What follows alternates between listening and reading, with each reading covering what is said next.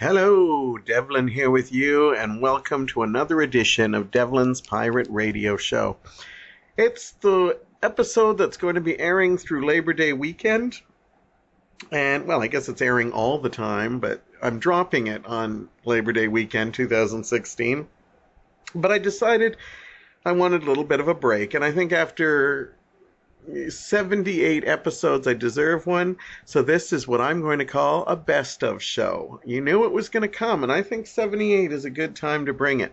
Anyhow, some of you will call this the rerun show, or the copping out show, or mailing it in show, but whatever, it doesn't matter. I deserve a break just like everybody else.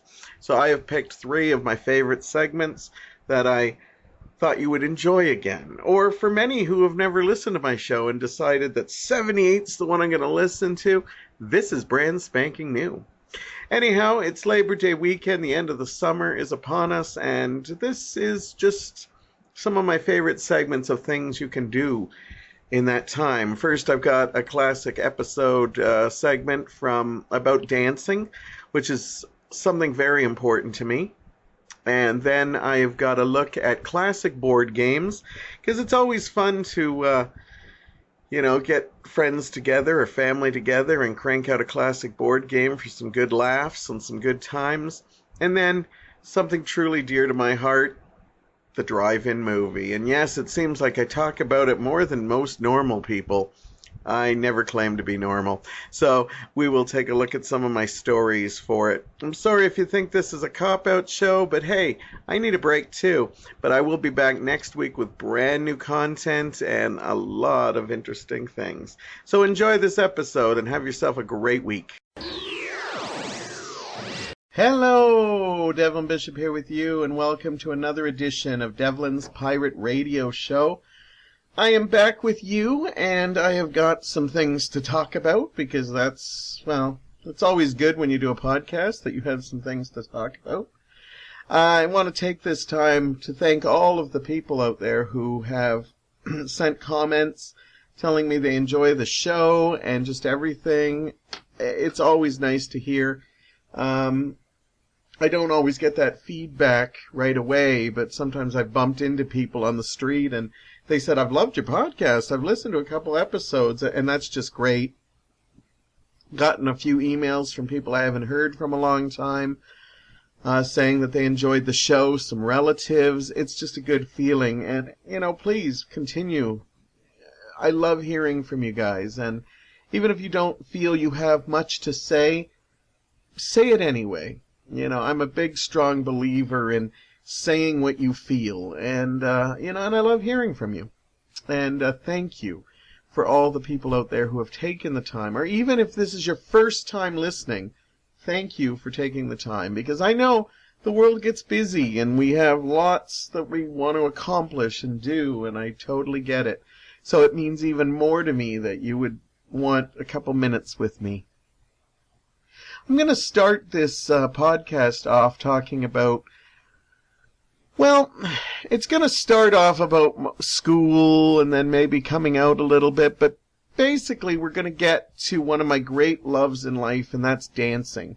I'm not the greatest dancer. I'm not a classically trained dancer, but I do love to just get lost in the music and dance. But there was a time it wasn't like that. I actually had to build to that, so bear with me. But hopefully in this journey you'll see why I am such an advocate of dancing being such a great medicine. When I'm not really sure on my high school stuff, but I think we're around prom season right now, where everybody's looking for their prom dresses and trying to ask the right person. Well, I never went to my prom. I didn't go to my prom. I never went to my graduation. And to be honest with you, I went to one dance. But that wasn't even in high school. That was in elementary school. I went to a grade 8 dance. Now, don't say, "Oh, he's missed all his things." I know some people think, "Oh, you have to go to prom. It's a milestone." Don't get me wrong. My high school years weren't horrible. I'm sure I'll talk about them during the run of this podcast, but I had a pretty good high school life. I had some setbacks, not as bad as some people do, so, I feel weird to whine about it, but I just didn't have one of those John Hughes Breakfast Club, 16 Candles, Pretty in Pink kind of lifestyles that I hit all the marks the way you're supposed to. Go on your first date and going to your prom and graduation. It wasn't that important to me. And to be honest with you, the people I hung out with, they weren't really big on school too. School didn't treat us the greatest, so why did we want to spend any more time there? Now, I'm certainly not telling people you shouldn't go do it, but don't feel like you have to. But, I don't look back with regret. Some people might. So, by all means, if you're not sure, on the fence about going to the prom, give it some thought. Is this something that when you're 40 or 50 you're going to think, I should have gone to the prom? For me, I never look back on it with regret. Now, the only school dance I went to, which kind of soiled me for the whole thing, was a grade 8 dance. It was near the end of the year. And I guess it was technically like a prom graduating into high school. But not really, because it wasn't as, fancy. But I remember I was kind of confused still at the time, but I actually had a crush on a girl named Judy. And basically, I had a friend that just pushed me, and he really wanted to go, and he didn't want to go alone. So I basically finally said yes, just to keep him quiet, pretty much. And so Norm and I went to the dance, and I kept saying to myself, I want to dance with Judy tonight. I didn't dance through the whole dance, and I saw Judy, everybody was dancing with her. She wasn't popular because she was popular. I don't want to sound rude, but she was popular because she was probably the most developed girl in school at the time. And again, I'm not trying to be crude, I'm just stating the facts. And as much as I'm a boob man and enjoyed watching her dance, I actually got to know Judy as a friend, and we laughed a lot in school and hung out, and she was just amazing. The final song came up, of course, Stairway to Heaven, back in my generation. We're talking about late 70s here. And basically, I had to find her. It was my last chance, because I didn't know if I'd see her in my high school. I didn't know if she was going to Scott Park. So I looked for her everywhere, and when I found her, she was already dancing with another friend of mine named John. And I was just devastated, and I left the dance, and I basically, I said I never wanted to go to a dance again. One, because I didn't like the thought of dancing in front of people. That was my thing. I was really worried about it. And two, that night, I realized that when I saw John and Judy together, I kind of came to the realization that I was more jealous because Judy was dancing with John, and this probably opened my eyes a lot more to something I knew that was growing inside of me, that I was gay. So anyhow, yes, Judy and John are also the main characters of the song It's My Party. I am well aware that my life fits the song It's My Party by Leslie Gore. Anyhow, so I just decided I don't like to go to dances. Now, I'd still love to listen to music and dance around in my bedroom, but there was no way I was going to dance in public. And I still continued that when we went to, when I got to the age to go to bars. I didn't go to a lot of bars, but when we did, I'd never dance. I'd just be one of those guys that just didn't. And then when I went to my first gay club, I remember how much I really liked to dance in my room, but I went by myself to the first gay club. It was the Embassy Club in Hamilton. It's kind of, I hope it's always there, because it's kind of the inaugural place that every young Hamilton gay man goes to.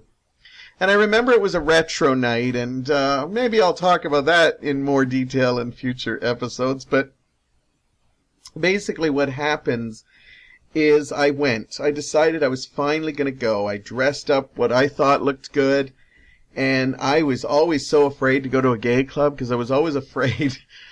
In all honesty, I was always afraid it was going to look like, a red carpet thing where all these people with cameras would see you going into the gay club. And then the next thing you know, you're on the cover of The Spectator. Look who went into the gay club this week. I did. I was really naive. I really thought so. So when I got there and I got in with no trouble, it was cool. And I remember even a funny moment where I actually got into the gay club. And I actually sat by a window. Now, I think the windows are tinted now in the embassy, but they weren't early on. And now we're talking about the 90s here, I think. And I remember sitting by the window thinking, hey, look at me, I'm sitting in a gay club.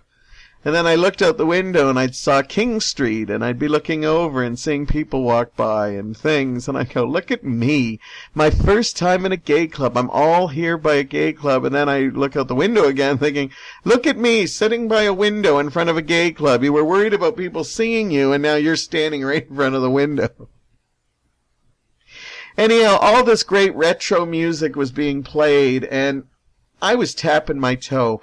Now, in the gay club, there were a lot of, older guys, younger guys, or, twinkie guys kind of dancing together. And there was the couple of people dancing by themselves. There were also lots of lesbian couples. And there was a lot of people dancing by themselves. And I said, well, I could easily just go on the dance floor and just dance. But a lot of those people just, they looked kind of lonely. They looked kind of crazy. There was a lot of people dancing. And then, they were playing all these great, Prince and Madonna. And I think the first song I walked into was Come On Eileen by Dexy's Midnight Runners. And, I was just loving all this music. And I couldn't bring myself to go up and dance. Even though something in my heart said, you're going to love it once you get up there. Well, I decided I'd wait for a sign that I was going to head home, but I was going to finish off my last drink, and if a song came up that was a destiny song, as in a song that played an impact in my life, that I would go. So as I'm drinking down my last bit of drink, I suddenly hear the opening strains of The Time Warp by Richard O'Brien. Now, anybody who knows me knows I'm a huge Rocky Horror fan. And I know how to do the Time Warp. So I took this as a sign. And I ran up on stage, and I basically just danced my ass off. And then they played other great songs, and I just stayed on the dance floor, Michael Jackson, Duran Duran, just every retro thing you could think of. And as the night went on, I didn't care what people thought of me. I may have even seen the odd person looking and saying, wow, he flaps his arms in the air a lot, or he twists a lot for a bigger man. But I didn't care. I was in the zone, and I was just feeling it. And I hated the fact that I waited so long to shake my booty. And now most people know I won't hesitate to go up and dance. And that's basically where I'm getting to, is that I absolutely love to dance. And I don't care what people think. I don't care what people say. I've danced in all kinds of places. I recently went to an Elvis show with my friend Deb Curran and her husband Chuck, and they played some really early country music at the beginning before the Elvis show. And I'll tell you, I saw a whole bunch of older people. Like there was a lady, I swear she must have been in her 80s.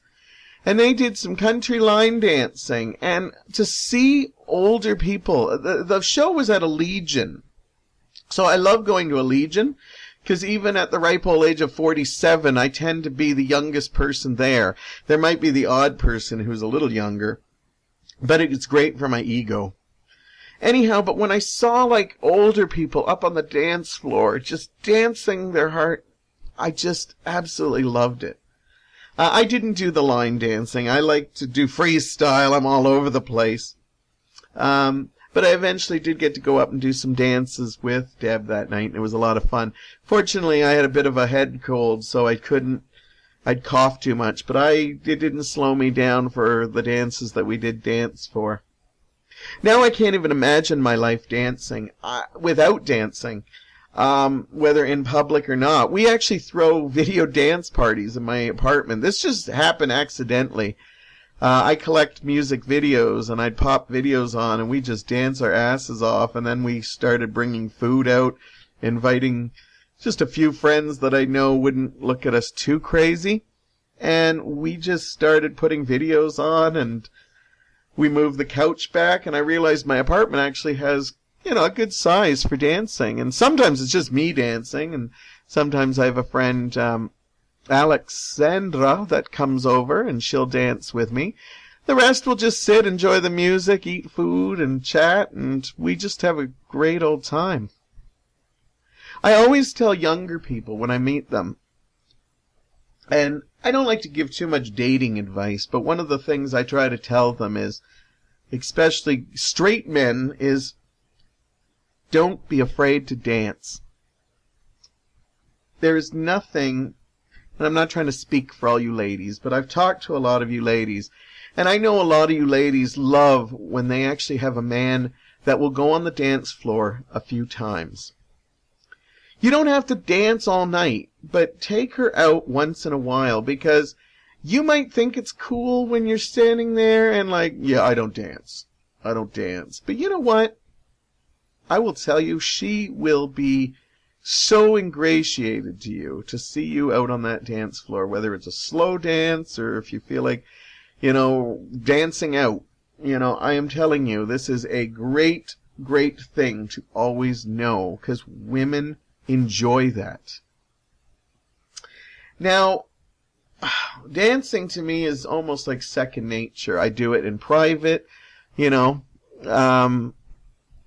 but as I said, I will do it on the dance floor. I love it. I wish I went out dancing more. I feel so alive, when you just hear a song come on and then you just kind of go with it. Or you dance to the point of exhaustion and you feel like you're about to collapse. And then they play some great, song that you love, like a song like that for me would be like Daft Punk, One More Time. Or, Rock Your Body, Justin Timberlake or something.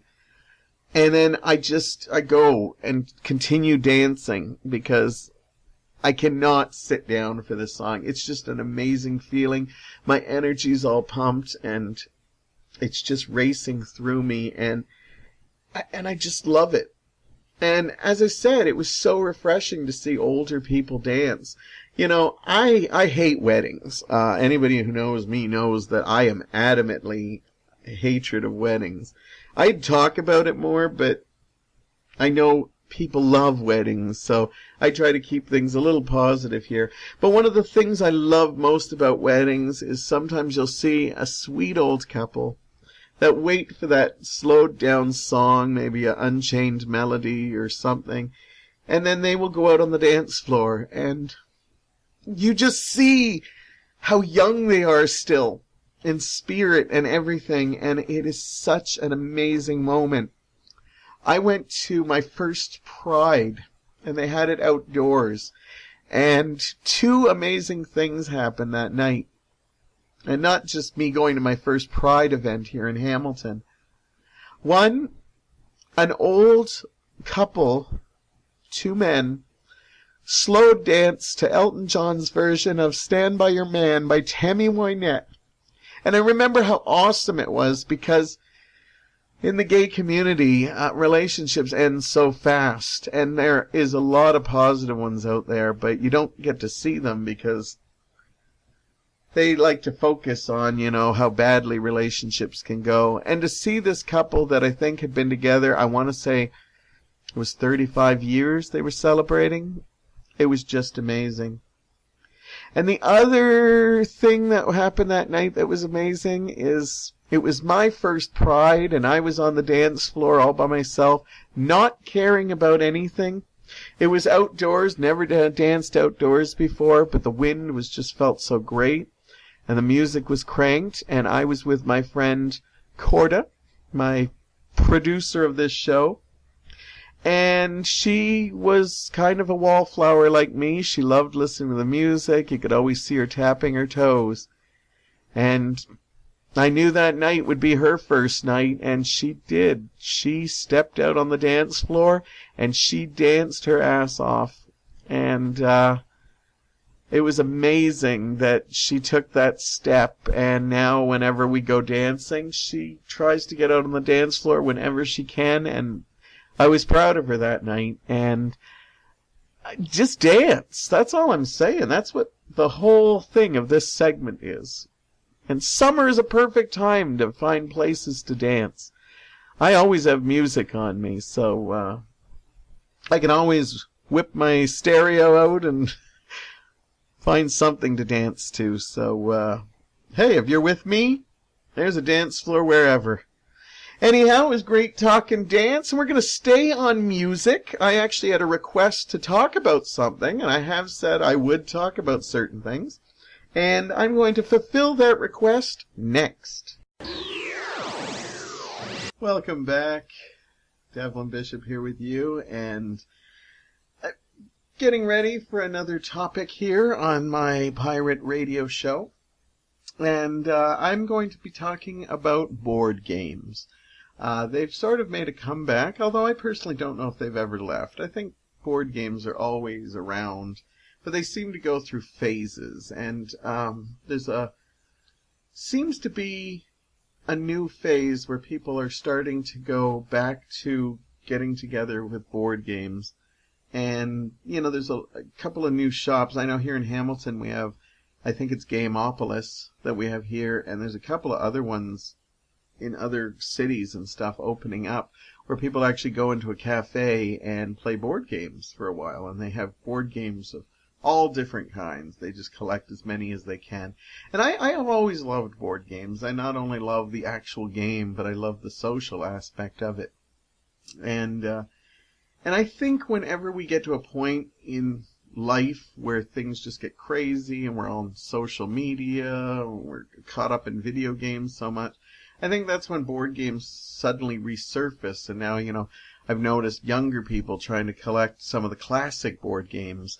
And, some, that have spent time at like Gameopolis and some of these other places. And that makes me happy because, I think it's a great thing to just sit around with a group of friends, laugh, joke. Now, I'm not anti-video game. And I think there was a time that video games were very social. I actually think, I remember when we used to play when we were younger, and, you'd only have one or two controllers, so basically you'd have to wait your turn. So you'd kind of watch the other person play, or you'd talk while it was happening. But now I think everybody's got their own social, they've got their own, I know they're not called joysticks, controllers, that's what the word I'm looking for.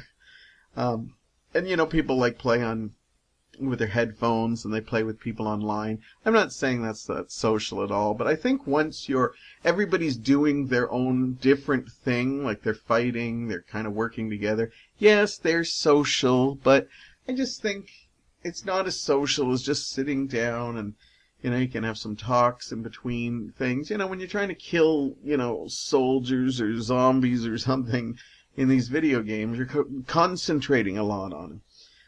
But with board games, you can sit back and have a laugh every once in a while. So I'm kind of glad there is a resurgence.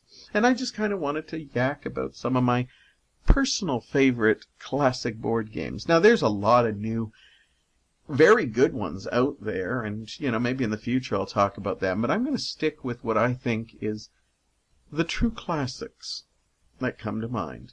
We'll start with the granddaddy of them all, Monopoly. Yes, this is a game that can get boring, but I think it gets boring if you play it a lot in, like, a short amount of time. Like, if you go on a Monopoly kick and for, like, 1 month you play it every night or every 2 nights or whatever, Monopoly can get really boring. But I think if Monopoly's taken out once in a blue moon and played, it's still a fun game. It's just such a natural game because you're just buying stuff and you're collecting and you're, wheeling and dealing and, the feel of that, fake money when you're like, got it in your hand. I don't know, there's something about it. You almost become like a tyrant or something. Like, oh, I'm going to win this. I'm going to put hotels on there. I honestly wasn't very good at Monopoly, but I still enjoyed playing it. And as I said, I think if you play it, because sometimes you go into a run of, I want to play Monopoly, and by the end of it you just say, I never want to see that top hat and little dog again. And if I even hear the word community chest, I'm going to go in a rage. But I think if it's a game, if you play in every once in a while, I think it still holds up. I know there's a lot of different kinds of Monopolies now, which I just think are silly, I think you see like, Elvis Monopoly, you see like Simpsons Monopoly, just all these different kinds. I think the weirdest one I saw was Horse Monopoly. I'm not sure what you do. Like, I could see going around, you're buying horses, but I don't know how you're putting houses or stables or hotels in them. I'm not sure how that works, but I don't know. I'm personally fine with old-fashioned Monopoly in my eyes. But you know what? There is some good computer ones out there that take away the money. Now, I personally like the feel of the Monopoly money. But there are ones that you have kind of like a credit card, debit card that keeps all that in the computer, and you can play it. So if, your baby just don't thing, or maybe you just have somebody you don't trust to be the banker, maybe you should go the electronic way. But personally, I think old Monopoly still works best. Clue. This is a fun game. Now, there was an older game called Stop Thief that didn't get the love that it should have. It was an electronic game, and it was about trying to catch a crook. And if you get a chance, look it up. I'm sure they've got stuff on YouTube. I thought it was an amazing game. But Clue is still classic. Your classic characters like Professor Plum and Miss Scarlet and Colonel Mustard and, all the characters that you remember, know, and love. And it's just simple, because it's like a murder mystery and you're walking around the houses and trying to find clues. And I still think the reason it's classic is because it's just so beautifully set up. And no surprise. And I'll be, if anybody is shocked by hearing this, I love playing Miss Scarlet. I don't know if it's my gay sense or just because she's the sexiest one in the game. But I really hated when I was lumped with, Mr. Green or something like that. If you sit down and play with me, I will beg you to be Miss Scarlet just because that's just me. It's just me, okay? I live my life by Miss Scarlet, whatever that means. And must I give a shout out to the awesome movie, probably one of the best movies made from a board game, Clue, with Tim Curry and a ton of great people. But anyhow, that's a whole different topic, and I could talk about that for a long time.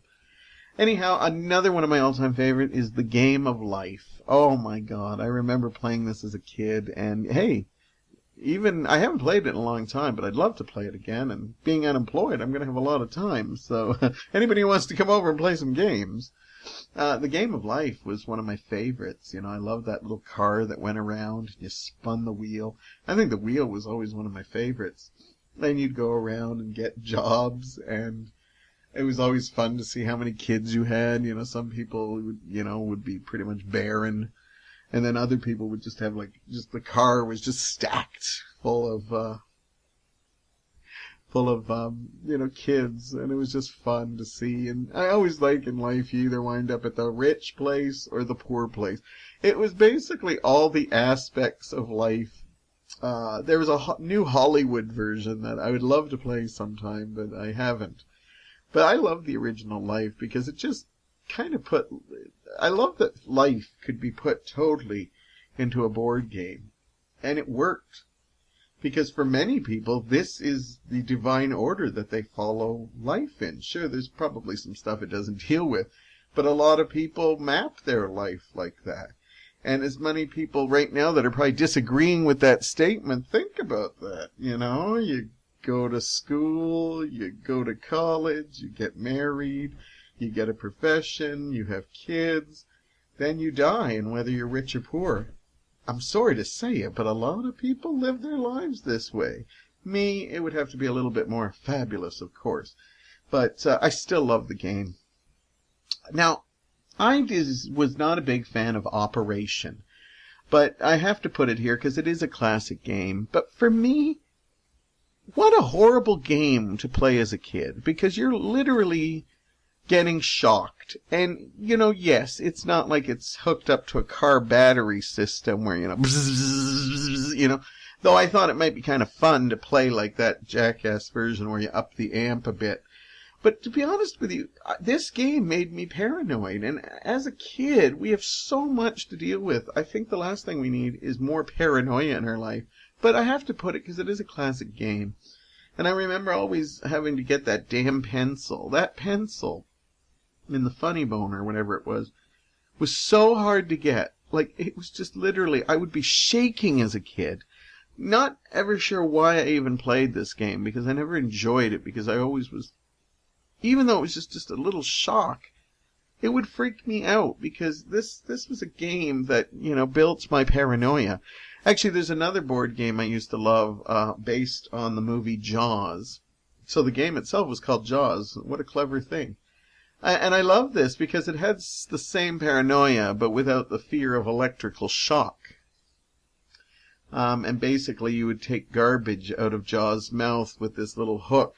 And then eventually, if it got too light, Jaws would snap up. And, as a kid, I'd jump back and freak.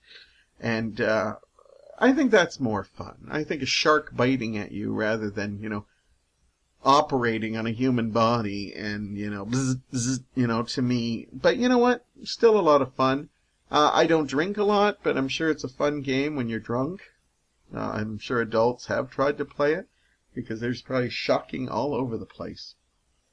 For the smart-minded people, a Trivial Pursuit always stays a classic. It was a Canadian-made game, and I'm glad to see that it still holds up. I still think the original game is the best, but I know they have everything from Canadian trivia to sports trivia to movie trivia. I think there's a couple of DVD versions even, but I think the original is still best. I think any game that tests your skills, but I think they took a lot of time with these questions. A lot of trivia question games now, I don't know, they just seem so willy-nilly and random, but I still think the original Trivial Pursuit just has some solid questions. And definitely if you have it, build that pie, get those pieces. Not particularly great at this game. I have my moments. Yes, I go more for entertainment and human, whatever that one's called, the literature, arts and literature. But, you could luck out on some geography, history, and sports questions, which I need to luck out on. But, it can make you smart, too, because, sometimes you'll be like, how did I know that answer? But you did, and, it makes you feel good after a while. Trouble, that classic game where you pop the pop-o-matic dice. Again, I think I like this more for popping the dice, because it'd have that dome that went... Okay, that's a horrible rendition of it. But basically, you'd hit it, and then you'd move your pieces around. I think it's loosely based on... No, I don't think... I was going to say, I think it's loosely based on Chinese checkers, but I don't even know what the hell I'm talking about on that one. But anyhow, Trouble's still a classic game. Scrabble, just absolutely... I think this game will stick around for years. And again, they have updated it in many ways, but just the classic Scrabble. It's open to so many things because you're basically... The only thing that limits you is your mind. And if you play with different people like this can take on so many things. The games can be quick. They can be inventive. It's just... I think it'll always be around just because it's just a phenomenal game. And It's one that you can just easily bring out, and, people get excited about it. Maybe not some people, but this game, the only thing that I think could be a problem with this game is that now that the younger generation doesn't seem to have to be interested in spelling, like it's not even on the school curriculum anymore, and spelling doesn't even seem to count for anything anymore, I think that could be Scrabble's only problem in the future. Because it would be horrible to play Scrabble with somebody who couldn't spell and they were putting stuff down that was anything. So, yeah, although I think Scrabble should be a good game, I think there could be some trouble for it in the future. Battleship was never one of my favorite games, but I did play it. I did like the strategy of it. It's quite simple. I shouldn't say I don't like it. It can be a lot of fun, But, it wouldn't be the first one I grabbed for. But you know what? I do appreciate its strategy. And, where you had to place the boats. And, I'm going to be clever. I'm going to put one on the side, But honestly, I remember you do get that kind of heightened feeling when you realize, oh, look, I got another one and another one. I know where his ship is. And when you find out it's one of his destroyers or the other person's destroyers, how there is a bit of a rush. Okay, I don't have much of a life, so games do give me a rush. This isn't considered a classic game, but I'm going to put it in there because it is still around. You can still buy it, and it should be Kerplunk. Yes, I said it, Kerplunk. It's the one with the sticks and the plastic thing, and then you pour the marbles in.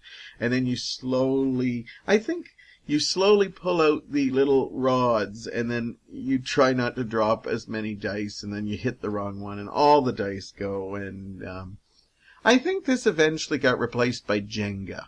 I honestly have never played Jenga in my life. And I think that the excitement of Jenga kind of took away Kerplunk's thunder. I'm glad you can still buy Kerplunk, and I strongly recommend it. But yeah, I think Jenga is just visually more stunning. You're building like a tower where all you really have is sticks and some marbles on it. But I think it's kind of a precursor to Jenga, so I think once you start building stuff, I don't think Kerplunk has a chance. But you know what? It'd be fun to crank out every once in a while. And while we're talking about classic board games, if you're in the mood to do something really crazy, why don't you get some friends together and dust off the old Dungeons and Dragons or Battletech or any of your old, dice rolling things. I think it'd be fun to play later in life. Now, I role play, but it's a storytelling kind of role play. But I know these, I bet you a couple of you listening right now probably has a stack of these rule books and manuals and the Games Master's manuals, and, why not dust them off and, have a weekend or something and, just have a couple of hours for friends and just relive the days of building warriors and thieves and elves and stuff, or, whatever role-playing game you used to play. I think it'd be a lot of fun, and, it might be good nostalgia, because I think these game places build on nostalgia. Now, when I see them, I see a lot of young people going in, and, they might have nostalgia just from their youth, but us really old people have a lot of nostalgia. So, you don't have to just go out to a game thing. I bet if you talk to a lot of people, they would love to get together and sit for game night, get some snacks out, just have yourself a good time. And hey, if you are a video game thing and you want to do that, that's great too. And most of these are on video. So if you don't want to crank out the whole board game, you can play the Game of Life and Clue on video. I don't believe Kerplunk. Kerplunk is just not loved. I tell you, why not Kerplunk the video game? You just pull those sticks. Okay, Kerplunk doesn't translate, but you know what? I'm going to get a copy of this game, and I'm playing it because I know it's fun. Maybe I'm going to start a Kerplunk Uprising. Just saying the name Kerplunk makes me so happy. So happy. So anyhow, if you got some free time, like I'm going to have a lot of it in the days ahead, weeks ahead, Hopefully not months ahead, but you know what? Have a good old-fashioned game playing night, and let me know what your favorite board games are, because I know I've missed a lot, but I want to hear from you too. And just, drop me a line, even if you want to email me or comment in this. Let me know what you like to do. And while you're doing that, tell me how I'm doing on the show, or what stuff you would like to hear me talk about, because I am up to the challenge. Anyhow, I'm going to go see if I can find Kerplunk, and I will talk to you very, very soon. I call this next segment Tales from the Drive-In Movie Theater. Okay, they're not that frightening. They're more heartwarming than anything. Maybe a little goofy. All of you know my love of movies and my love of drive-in theaters, and I don't go quite as much as I should. And I really should get out there this summer. And because I love it. I love it so much. I just love the nostalgia of it. It's the worst place on earth to go see movies, I will be honest with you. You can't really see dark scenes. It's so dark, it's just you can't see them, and you try to make them out, and it doesn't work. Sometimes the sound isn't all that great. But you know what? I absolutely love the feel of the drive-in. It's all about the experience more than the movies. I love getting there early. And then just sitting and just enjoying the drive-in vibe, and just talking. Having the music on in the background lightly before they put, the coming attractions or the old refreshment stand things. I've always been a fan of the drive-in. I started going when I was a kid, and I just wanted to share some of my experiences, because I've had some sweet times and crazy times at the drive-in. My first drive-in was early. My brother Paul and his high school sweetheart, Cheryl, would like to go to the drive-in, as all young couples did, because it was the place you could go and make out. But I don't remember if it was my parents or her parents, but they didn't like them going to the drive-in, so they had to take their younger brothers. I'm about 8 years younger, something like that, 7 years younger than Paul. And her brother was similar. He was a couple of years younger than me. So if they wanted to go to the drive-in, they were taking me and Brian with them. And that's my first experience with drive-ins, and I fell in love with it absolutely immediately. Now, they would put us up in the front seat. Brian would usually be behind the driving wheel, and I'd be in the passenger seat, and we'd be talking. We had a great friendship.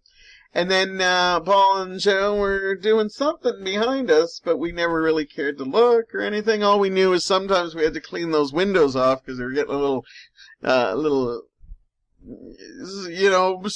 is it called when it gets foggy inside, So something was going on. But you know what? That does come from breathing. I'll give them that as well, because I've been in a car and there has been no action, and that still happens. But yeah, we'd be cleaning it off a lot, Eventually we'd bring the Windex and stuff because of that. But anyhow, whatever got me to the drive-in was a good thing.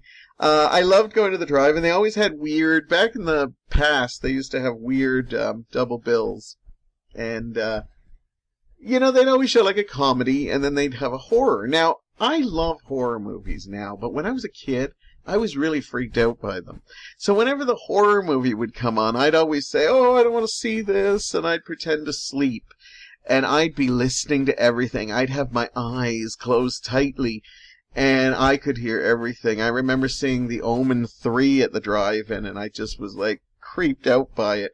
And I desperately wanted to fall asleep, but it never happened. I just would be, oh, please fall asleep, but I'd be hearing all the screaming and stuff, and it was just traumatic for me. But I loved it, too. I loved hearing the horror, and I think it made me a horror fan later on in life.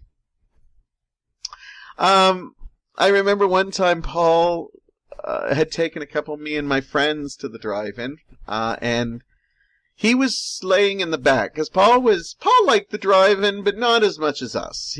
Sometimes he was reluctant to take us, but sometimes he just got out of the house. And, my brother was older, he had his own car, so we were going to exploit that. So anyhow, one time he was laying in the back, and he lost his keys. And the keys literally went in between the car seats. We're talking back in the day when cars were built bigger. That's one of the reasons drive-ins went away, was because cars were smaller and not as comfy, where you could sit like three comfortably in the back. Now it wasn't. But anyhow, he lost the keys. We wound up trying to get them. We were using our small hands to get in there, but nothing. We literally had to rip out the whole thing just to get the keys to start the car up. Another time I remember going to see, this is a little bit later, but we went to see Pulp Fiction. And I remember, all I can remember, it was the fall. And it was a cold night in the fall. And I remember having to go pee every 10 minutes. And, you hate that because, it's kind of creepy running to the snack bar, in the middle, you don't know what's going to jump out from on the cars. So I'd always try to hold it, but then I couldn't. So I'd run back and forth, and it was just absolutely crazy. And it reminded me not to drink a lot if I'm going in the early spring or early fall to the drive-in, just because it was just a nightmare. Just try to concentrate on Pulp Fiction and, trying not to have to pee. I used to love, I actually went out, people thought it was crazy, but I always wanted to own a drive-in speaker, and many of you who know me, actually I found one. And people were like, why do you want that thing? These things were like big, bulky, old things that if you actually hooked them on the thing, they're big metal boxes, and you just have this tinny sound, This was what we used in the, 60s, 70s, and 80s before, they just hooked it a little thing that it played through your radio. But I loved them. I thought they were great, but you always had to be careful because you'd sometimes I better go to the snack bar now before the lineups get back, after the first movie. And you'd forget it was on there, and you'd slam it, and this metal thing would be bouncing off your window, and you'd just be like, oh, shit. I don't know if they must have broken some windows, because they were big and bulky. It meant the world to me when I finally owned one, and I show it to people, and I have these love in my eyes, but I think only a few people get it. Even my brother was like, why'd you buy one of those? And I'm like, because I love the drive-in. One of my favorite drive-ins I ever went to was me, my brother, and I believe it was a friend of ours, Una. We went to a drive-in. I could be wrong on this, but we went to a drive-in. It was a Cheech and Chong movie, I remember, and it was really getting foggy. And it eventually got to the point where you could not see the screen at all. And what they would do is they'd run it for a little while, and then if it got too foggy, they would just cancel it. But what happened was we eventually couldn't see the movie. We couldn't follow it, so we decided, well, if we ever see it again, it's just going to ruin it. So we basically just turned the radio on and listened to music, sat back and talked. The night wasn't too cold, so the fog was there. But, yeah, it was one of my favorite nights. We just talked about stuff and had the music playing in the back. And then when the first movie was done, they said that they would give rain checks to anybody who wanted to. It was a little sad because we eventually did leave, but we decided not to take our time, let the other people clear out, and then we would go, just because we were having a great time still. So we got rain checks and got to go back a couple of nights later to see something different. So, yeah, it was a nice, one of my favorite nights. And it didn't even involve watching the movies. I remember another time that I don't even know how I got going to this one, but my brother had a whole bunch of his friends going. This was like the first time I was going to go with a group of his friends. Now, his friends were very rowdy, they were sneaking in booze, they smoked pot, and I was everything opposite to that. But I still remember this day at the drive-in because it was so much fun. I remember just getting to hang with the older guys, and for anybody who's been a younger sibling, that's fun sometimes, when you get to be accepted by the guys. And some of the guys, treated me like, dirt, but others were really cool about it. And I just remembered, I can't even remember, I want to say we saw Flash Gordon and something else that night, but it was just an amazing time. And I remember just driving, picking everybody up to go, and I think we had 2 cars. I remember actually sitting on the car, which I believe it was my dad's car at the time, and he would have absolutely flipped if he knew. But we'd literally sit on the hood and lean up against the glass. The cars were so big back then you could do that. And it was just amazing. We'd have the speaker out, or the radio, I can't remember. I think it was still the speaker at the time, so we could have it out. And you can also hear it from all the different cars. And I also remember that night going there because I was introduced to a little song that was infamous at the time. A little song by a group called Rodeo the group was called Showdown, but the song was called the Rodeo Song. Now, for those of you who don't know it, and some of you are probably quickly checking it out on YouTube right now, I'll sing a little bit of it for you. Well, it's 40 below, and I don't give a fuck. Got a heater in my truck, and I'm off to the rodeo. It's elementary left, elementary right. Come on, you fucking dummy, get your right step right. Get on stage, you goddamn dude, You piss me off, fucking jerk. Get on my nerves. Okay, that doesn't sound like a brilliant song, but when you're a little kid and you have a whole carload of guys singing this, and I can't believe I actually sang that for you guys, but it was amazing. This is like the height of comedy back then, because you're getting to sing dirty words, and it's like a 2-minute song, and just loved it. I loved being, and they just play it over and over again. It was like, hey, we got the latest cassette, and we'd pop it in and just play it again, and by the end of the night, I was singing along with them, and I loved it. I loved it. Mike and I have gone to the drive-in. We went with a couple of friends, Dave and Heather. It was the only time we've gone to the drive-in, and the weird thing is, and I think I've mentioned this on previous shows, is I'm literally 10 minutes away from a drive-in. I live in the Stony Creek area, and literally you go up the escarpment, there's a drive-in. And Mike and I have only gone once, and I don't know why. I don't know if Mike enjoyed the drive-in experience. We went up to see Scooby-Doo, the original live-action version. So we're going back a bit, kind of right to almost the beginning of our relationship. And we didn't even stay for the second show, but we enjoyed Scooby-Doo.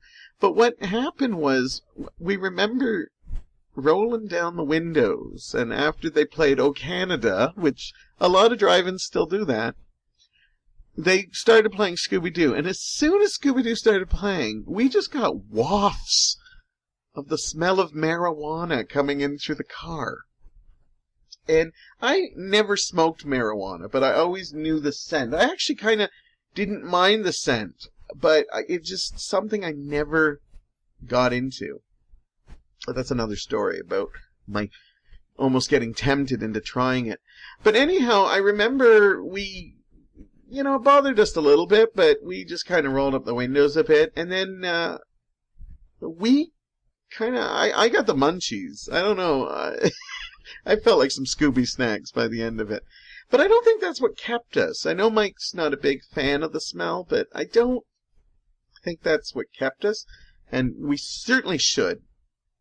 So I hadn't been to the drive-in since then, and a couple of years ago, my nephew Jonathan came up for a visit, and one of the first things he said, and I think I've said this in another show, was, "Let's do this. I'm taking you to the drive-in," which it means the world to me, and I think he saw that night my face just light up.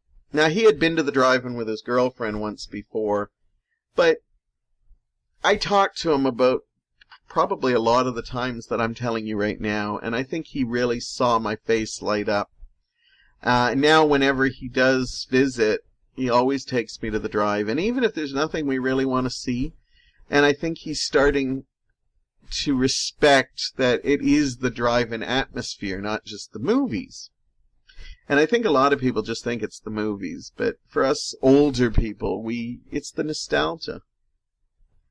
And I hope one day he looks back at the drive-in and thinks of me and the good times we had. We've only been a couple times.